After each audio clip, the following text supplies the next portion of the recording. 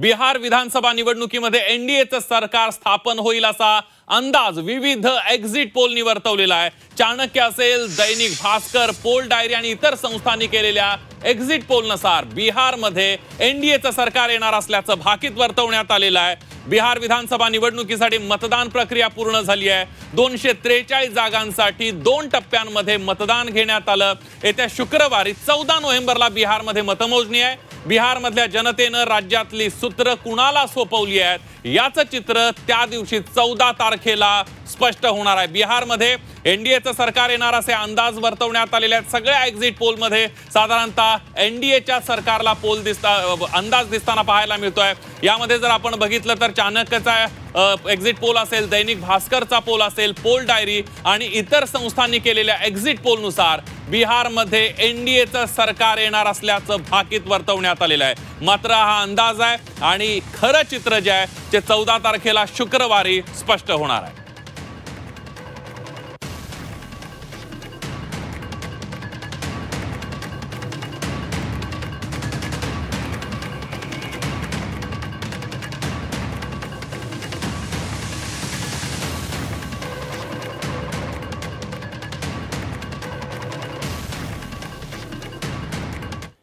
आणि बघूया या संदर्भातली एक महत्त्वाची बातमी आपण बघतोय। बिहारच्या निवडणुकी संदर्भातले एक्झिट पोल आलेत। पोलनुसार एनडीएचं सरकार स्थापन होतोय, महाआघाडीला धक्का बसणार आहे।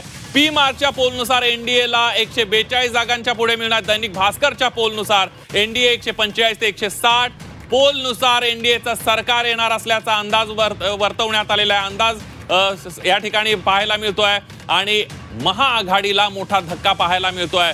तेजस्वी यादव यांना धक्का पाहायला मिळतोय, काँग्रेसला मोठा धक्का पाहायला मिळतोय। दैनिक भास्करच्या पोलनुसार एनडीए 145 ते 160 जागांपर्यंत मजल मारेल अशी शक्यता वर्तवण्यात आलेली आहे, असा अंदाज वर्तवण्यात आला आणि त्यामुळे पी मार्चच्या पोलनुसार सुद्धा 142 ते 162 जागांपर्यंत एनडीए पोहोचताना पाहायला मिळत आहे।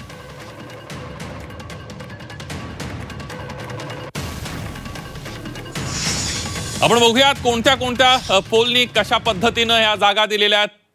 चाणक्यनं आपण बघतोय भाजपला 130 ते 138 पर्यंत, आरजेडीला 100 ते 108 पर्यंत आणि इतरला 3 ते 5 जागा दिलेल्या आहेत। दैनिक भास्करने भाजपला 145 ते 160 म्हणजे भाजप प्लस म्हणजे आपण एनडीए म्हणतोय, त्याचबरोबर आरजेडीला 73 ते 91 आणि इतर 5 ते 10।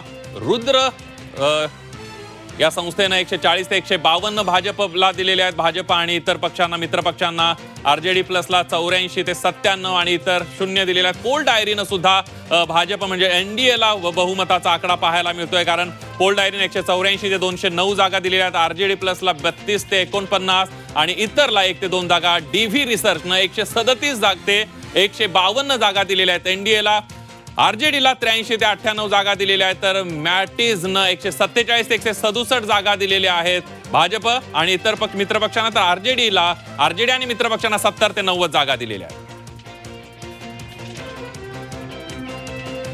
त्यानंतर बघूयात जेव्हीसी पोलने सुद्धा 135 ते 150 भाजप आणि मित्रपक्ष, आरजेडीला सुद्धा आरजेडी आणि मित्रपक्षांना 88 ते 103 या ठिकाणी सुद्धा जेव्हीसी पोलने सुद्धा एनडीएच्या सरकारवर या ठिकाणी अंदाज वर्तवलेला दिसतोय।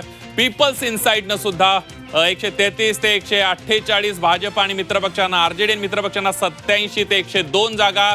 पीपल्स प्लसला आपण पाहायला मिळत आहे 133 ते 149 एनडीएला दिलेले आहेत, तर या ठिकाणी इंडिया आघाडी ज्या ठिकाणी महाआघाडी केली आहे 73 ते 91। चाणक्य स्टार्टनं सुद्धा एनडीएवर या ठिकाणी अंदाज वर्तवलेला आहे 130 ते 138 आणि आरजेडी प्लसला जे म्हणजे महाआघाडीला 100 ते 108 जागा दाखवलेल्या आहेत।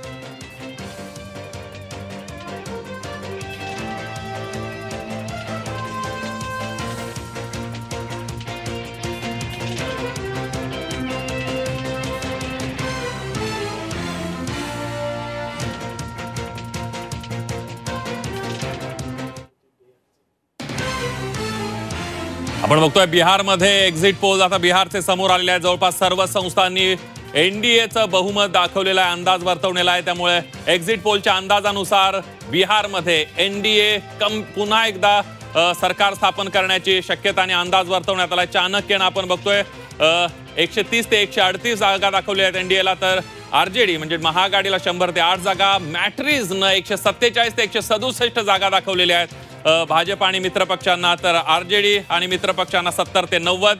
रुद्र या संस्थेनं सुद्धा एनडीएला 140 ते 152, महाआघाडीला 84 ते 97, पोल डायरीनं सुद्धा भाजप आणि मित्रपक्षांना 184 ते 209 जागा दाखवलेल्या आहेत आणि त्यासोबतच महाआघाडीला 32 ते 49 जागा. डीव्ही रिसर्चनं एनडीएला 137 ते 152, तर महाआघाडीला 83 ते 98 जागा. या ठिकाणी आपण सगळ्यात जर एक्झिट पोल जर आपण बघितले सगळ्या संस्थांचे, तर आपल्याला पाहायला मिळते की एनडीएच बिहारमध्ये बहुमतात येणार असल्याचा अंदाज या ठिकाणी वर्तवण्यात आलेला आहे.